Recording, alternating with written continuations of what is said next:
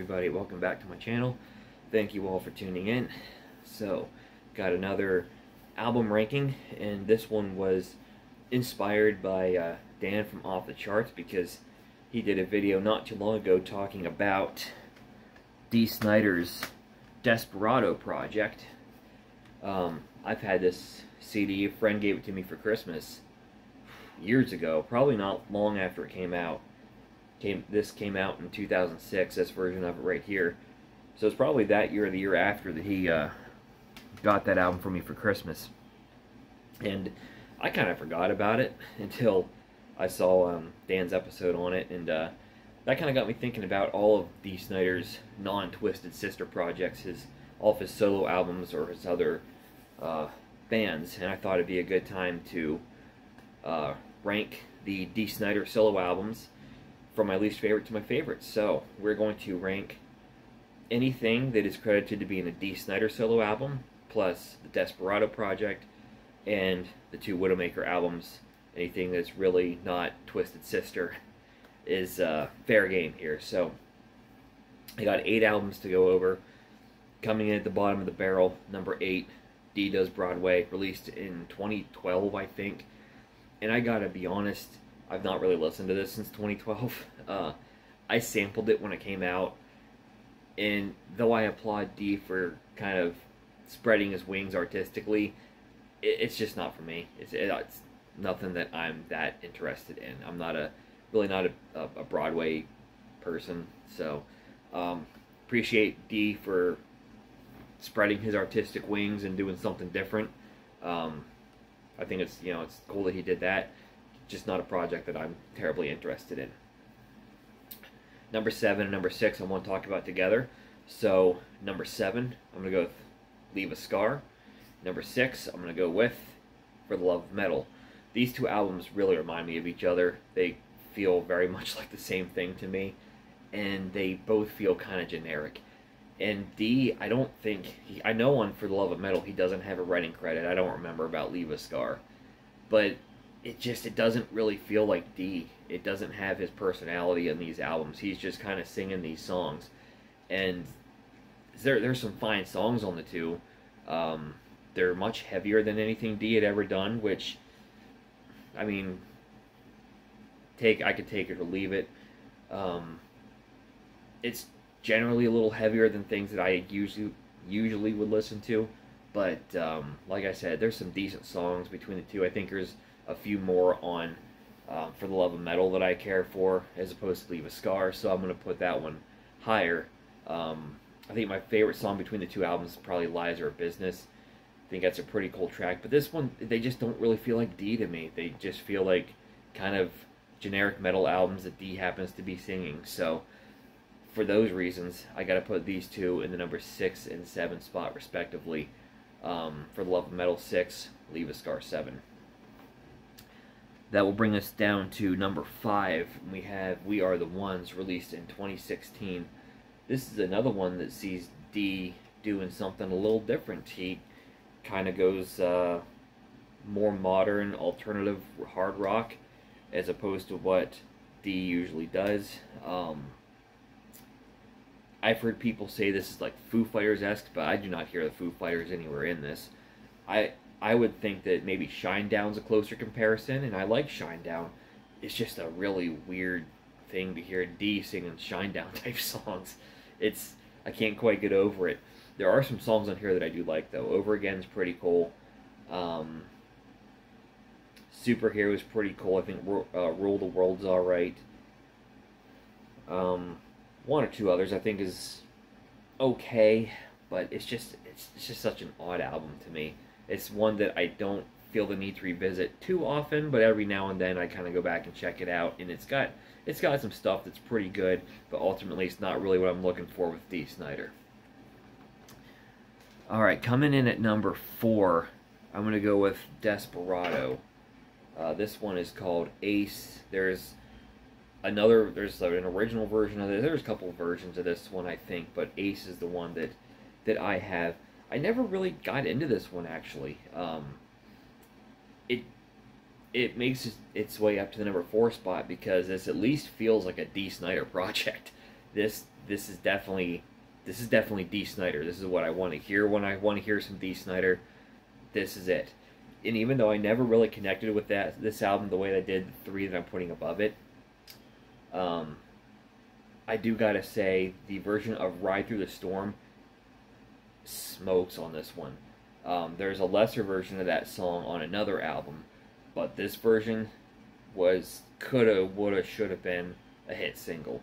I think it's a fantastic track. I also prefer the version of Calling For You on here as well. I'm not crazy about that track, but I do think that this version is a little bit better than the other version on the Widowmaker album. Otherwise, there's some decent songs on here. There's No Angels here is pretty good.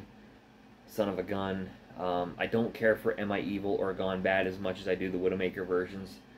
And otherwise, this album it's just kind of there to me. It's good. I just never really got into it the way that some may have. But it's gonna be number 4 just because at the very least, this at least feels like a Dee Snider project, unlike a lot of his solo albums actually. So next up, I'm gonna go with his 2000 solo album, Never Let the Bastards Wear You Down. This one feels very much like the Forgotten Twisted Sister album. Like, this could have easily been Twisted Sister. Kick things off with Hardcore, which is kind of a tribute to Lemmy from Motorhead, and it's a banging ass track. Call My Name and Our Voice Will Be Heard are kind of the typical Twisted Sister anthems that you would expect to hear on a Twisted Sister album. I don't think either one quite have the power of like a We're Not Gonna Take It or I Wanna Rock, but both are very strong either way. Isn't at times decent. You have a cover of The Wanderer, which is okay. Which is okay. I love Desperado. I love Desperado. Such a great melody in that song. My favorite song on the album, for sure. Sometimes Your Wind's decent, and then of course you have Ride Through the Storm, which the version on here, it's okay, but it doesn't hold a candle to the version on the Desperado project. So, Dee Snider's Never Let the Bastards Wear You Down, pretty good album. Pretty good, solid album from Dee. Gonna come in at number 3 for me. So I definitely got the Widowmaker albums at the top of my list here, but which one am I going with at 1? Which one am I going with at 2? Number 2, Blood and Bullets. When it comes to the highlights on this album, this might be number 1. To me, there's just a lot of stuff on here that I don't quite get into as much. But at its peak, freaking great. Am I Evil rips. The Widowmaker, which is the first song from Solo Dee that I ever heard, rips. I love the video to that. In fact, I remember I had a buddy of mine over for a weekend, and we were watching music videos. I think it was on like VH1's website or something. It was before YouTube was a thing. And we were just like going through bands that we liked, and it was actually his idea to see if they had any Widowmaker videos on their site, and they did. They had it for the Widowmaker, so we watched it, and I think both of us thought it was like a really cool track. And like Dee just looks so freaking cool in that video. Just another reason why I kind of wish Twisted Sister would have ditched the makeup a little sooner, because they were a pretty badass looking band without it. But anyway, the Widowmaker, I love the song. The cover of Evil is okay. The Lonely Ones I like a lot. Reason to Kill, it's a little different for what Dee does. I think it's a song where he's really stretching out his wings artistically and doing something that you really never heard a song quite like it up to this point. So I never got into that one as much, but it's something different, so I can't knock him for that. Blood and Bullets rips. Gone Bad's awesome. And the closer, We Are the Dead, I love that one. Great song. To me, Snot-Nosed Kid and You're a Heartbreaker feel like they easily could have been outtakes. I don't feel the need to have those on the album. I would have been perfectly happy for them to just be bonus tracks or songs that I come across later on YouTube. They're like, yeah, these songs were taken off the album. Like, I think they just kind of fluff up the album a little bit. I was never crazy about those two. Blue for You, I don't really like that one. It's just kind of slow and bluesy. I'm not a big fan of like the real slow bluesy stuff. I mean, I don't write it off instantly if it's slow and bluesy, but it's not something that I like go out of my way for. And in this case, I'm just not into it. Calling for You, the ballad, again, like I think the version on Desperado is a little bit better than this one. It's okay, but it's just not really one of my favorites. So you have a kind of an uneven album here for me. The stuff I love, I really love. The other stuff, kind of mixed feelings on some of it. So that's why I put Blood and Bullets at number 2, because I do think this one is a little bit more of a consistent listen for me. Number 1, Stand By for Pain. Now there's a couple songs on here I'm not totally crazy about, but at least they throw them all on at the end. The first 2/3 of this album is straight up banger after straight up banger. Killin' Time is awesome. I love Long Gone, especially that bass line at the beginning of the song.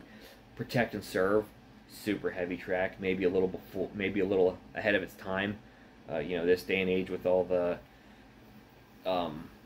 police brutality stuff that's out there. I certainly don't think that every police officer is bad, but unfortunately there definitely are bad apples out there, and Protect and Serve calls them out in a really awesome way. Super heavy track, freaking love it.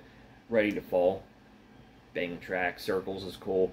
Stand By for Pain, the title track, love that one. Just Business is pretty cool. But then you get to the Iron Road, my favorite non-Twisted Sister Dee Snider song. I love that song, man. It's just got a really cool bass line, really aggressive sounding track, and an earworm of a chorus. Go on, my friend. I love it. It's like I said, it's my favorite non-Twisted Sister Dee Snider song. After that, you got my 4 least favorite songs on the album: Bad Rain, Your Sorrow, Crying a Dying Man's Tears, probably my least favorite song here. I'm not into that one. And All Things Must Change. Other than Cry a Dying Man's Tears, which I don't really care for, the other 3 are okay. But I could do without. I think if you would have maybe cut Cry a Dying Man's Tears, and then maybe cut Your Sorrow, and then just had Bad Rain and All Things Must Change at the end, it would tighten it up a little bit. But either way, this album still smokes. So that's going to be my favorite non-Twisted Sister Dee Snider album, Stand By for Pain, from Widowmaker. So in the comments below, let me know your favorite Dee Snider solo albums. If you like this kind of content, please give me a thumbs up. Subscribe to my channel for more videos like this in the future, and I'll catch you next time.